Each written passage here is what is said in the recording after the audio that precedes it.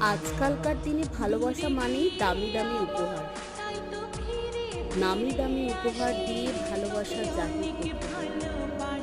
আজকাল কাউকে দেখো নাকি রুমাল গিফট করতে? আমি তো কখনো দেখিনি। সে কবে কোন পুরোনো দিনে আমি আমার ঘরে পড়ে থাকতে দেখেছিলাম আমার মা আমার বাবাকে হাতে বানিয়ে একটা রুমাল গিফট করেছিল। এখন তো এসব আর দেখাই যায় না।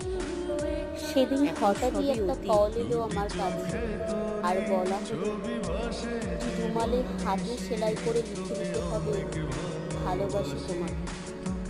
সেদিন বুঝলাম এখনো ভালোবাসার সংজ্ঞাটা পাল্টে যায়নি।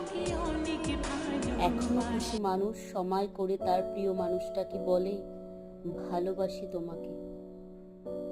ভালো থাকুক ভালোবাসাগুলো এরকম ভাবে।